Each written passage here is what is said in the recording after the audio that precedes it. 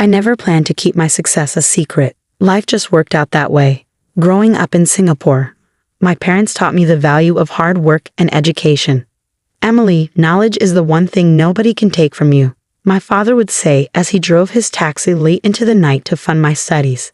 My mother worked 2 jobs, and together they made sure I had everything I needed to excel. Their sacrifice paid off. I graduated top of my class in finance and landed a position at one of Asia's largest banks. By 28, I was the youngest division head in the bank's history, managing over $50 billion in corporate loans. But few knew this side of me. I met James at my friend's small cafe where I loved to work on weekends, helping out just to stay grounded. He walked in one rainy morning, ordered a latte, and smiled when I drew a little heart in the foam. "This is the best coffee I've had in months," he said, his eyes crinkling at the corners. "The secret is making it with care," I replied, wiping down the counter. He came back every weekend after that. We talked about everything: his work as an architect, his dreams of designing sustainable buildings, his close relationship with his family. I found myself looking forward to our conversations, enjoying how he saw me for who I was, not what I owned. When he finally asked me out, I said yes without hesitation. Our first date was at a humble hawker center, sharing plates of char kway teow and laughing about nothing in particular. I fell in love with his kindness, his integrity, and how he treated everyone with respect, regardless of their status. "My family's a bit traditional," he warned me before our first dinner with them. "They can be judgmental about status and career." "Don't worry," I assured him, "I can handle it." I wasn't prepared for Richard Chen, James's father. A self-made real estate tycoon, he dominated every room he entered. His wife, Helen, was equally intimidating in her designer clothes and perfectly coiffed hair. James's sister, Victoria, took after their mother, down to her dismissive glance when I mentioned working at a cafe. "A cafe?" Richard's voice boomed across the dinner table. "James, I thought you said she went to university." "She did, Dad. Emily has a degree in—" Clearly not putting it to good use, Richard interrupted. "In this family, we believe in ambition. Excellence. Not serving coffee." I saw James's face redden, but he stayed silent. Helen touched her pearl necklace, a habit I learned meant she was about to deliver a carefully crafted insult. "Dear, perhaps you could help Emily find a more suitable position. The cleaning company we use is always hiring." Victoria snickered. "At least she'd have health insurance." I maintained my composure, years of high-stakes negotiations serving me well. "I enjoy my current work, but thank you for your concern." The rest of dinner passed in a blur of subtle digs and patronizing advice. James apologized profusely on the drive home. "They'll come around," he promised. "They just need time to know you." But they didn't. Over the next year, as James and I grew closer, his family's disdain only intensified. Every family gathering became an exercise in endurance. Richard never missed an opportunity to remind everyone of my humble station. Helen orchestrated seating arrangements to keep me far from important guests. Victoria openly suggested James find someone more appropriate. When James proposed, their reaction was predictable. "A cafe worker," Richard exploded. "Have you lost your mind?" "Dad, I love her." James stood firm. "Love won't maintain our family standing," Richard shot back. "If you marry her, don't expect any support from me." But James chose me. We had a small, beautiful wedding, without his family present. Months passed. I continued my weekend cafe shifts, finding peace in the simple work while managing billion-dollar deals during the week. James respected my choice to keep my career private, understanding my need to be loved for myself, not my position. Then came the annual Chen family reunion. "We have to go," James insisted. "They're still family." I agreed, hoping time had softened their hearts. I was wrong. The reunion was held at Richard's mansion, a sprawling estate that screamed old money. The moment we arrived, I felt the familiar weight of judgmental stares. "Oh, the cafe girl still hasn't found a real job." Victoria's voice carried across the garden. How persistent. Richard gathered everyone for his annual family address, champagne flowing freely as he boasted about the family's achievements. Then he spotted us. "Ah, James, come, tell everyone about your new project." His eyes slid past me. "And your wife can serve drinks. It's what she's good at, yes." Laughter rippled through the crowd. James opened his mouth to protest, but before he could speak, a commotion erupted near the house. Richard's secretary came running out, face pale. "Mr. Chen, urgent call from the bank." "Not now," Richard waved her off. "We're celebrating." "Sir, it's about the emergency loans. They're denied." Richard's smile faltered. "Impossible. I spoke with the division head yesterday." "No, sir. The new CEO is reviewing all major loans personally. They're requesting a meeting tomorrow." I felt my phone vibrate, my own secretary calling. I knew what this was about. Richard's company had been flagged for suspicious accounting, and as CEO of the corporate banking division, I had ordered a complete audit. The timing couldn't have been more perfect. "Excuse me," I said quietly, stepping away from the crowd to take my call. "Ma'am," my secretary whispered, "Chen Development's financials are worse than we thought. The audit shows systematic misrepresentation of assets." "Send me the files," I replied. "I'll review them tonight." When I returned, Richard was in full crisis mode. His face had lost its usual smugness, replaced by barely concealed panic. He was barking orders into his phone while Helen hovered nearby, wringing her perfectly manicured hands. Victoria sidled up to me, her voice dripping with false sympathy. "Looks like Daddy's company is having issues. Not that you understand business matters. More champagne?" I smiled politely. "No, thank you. But I do have a question. How's your position at your father's company?" She preened. "I'm Executive Vice President of Operations." "Interesting.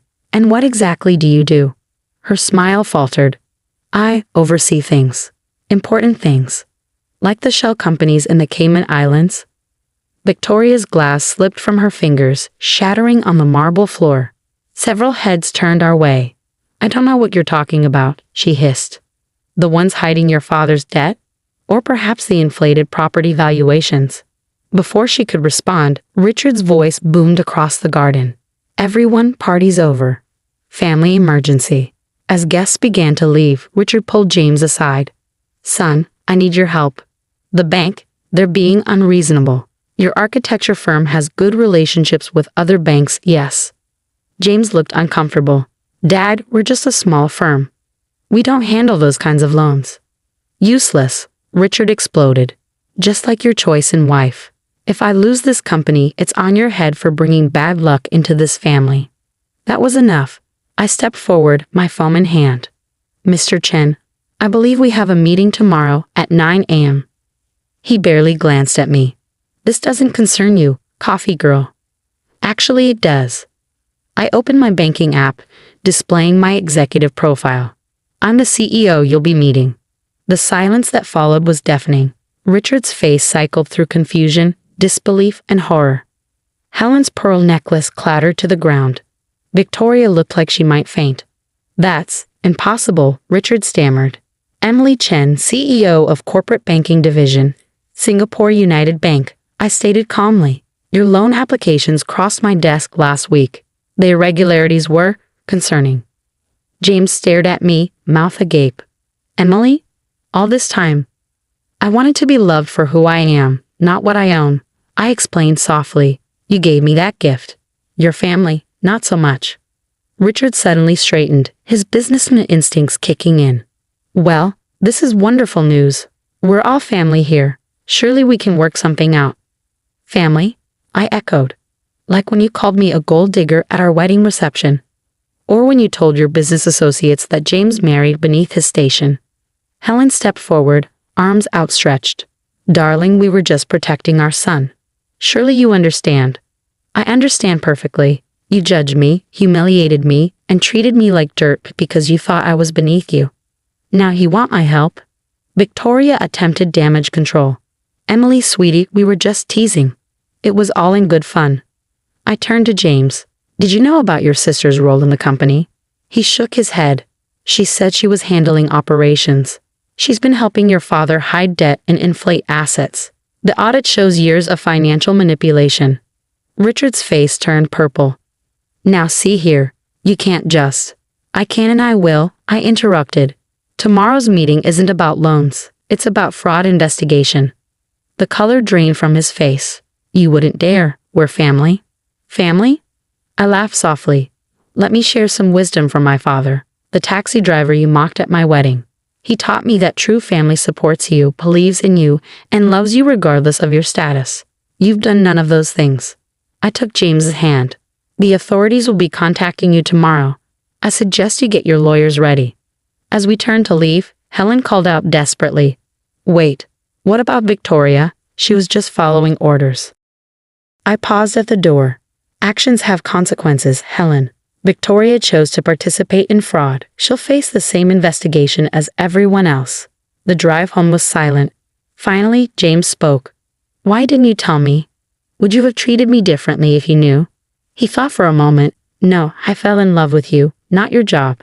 That's why I fell in love with you too." I squeezed his hand. "I'm sorry for keeping this from you. I just needed to know our love was real." "What happens now?" I sighed. "Your father's company will be investigated. With the evidence we have, there will likely be criminal charges. Victoria too, if she's implicated. And us. That depends. Can you handle being married to a woman who makes more than your entire family combined?" James laughed, the tension breaking. "I think I'll manage, but no more secrets." "No more secrets," I promised. The next morning, the Chen family empire began to crumble. Richard arrived at my office precisely at 9 a.m., flanked by his lawyers.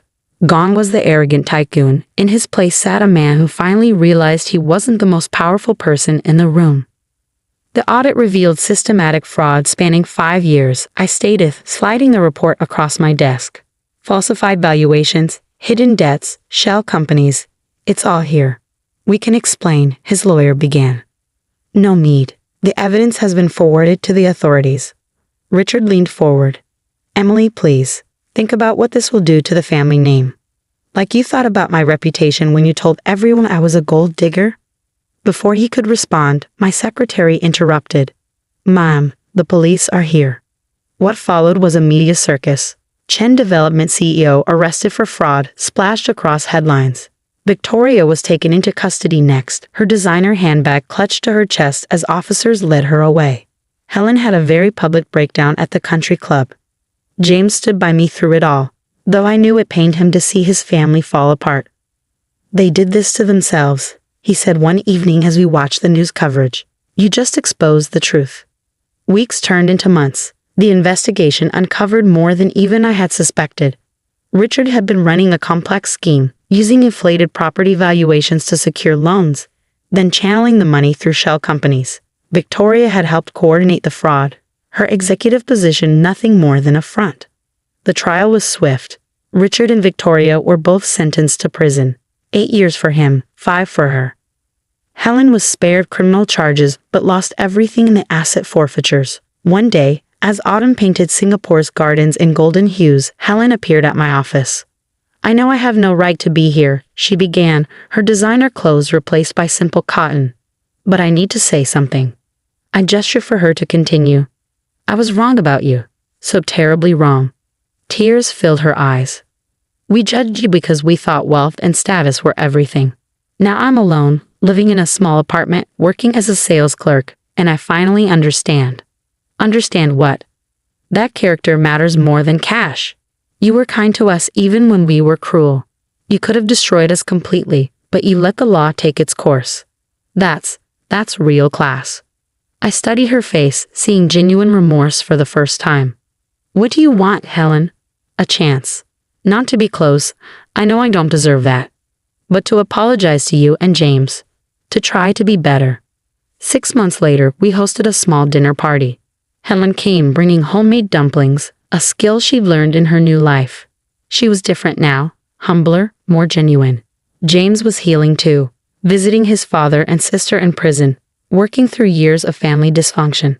As for me, I kept my weekend shifts at the cafe. Not because I needed to hide anymore, but because I loved the simplicity of making someone's day better with a perfect cup of coffee.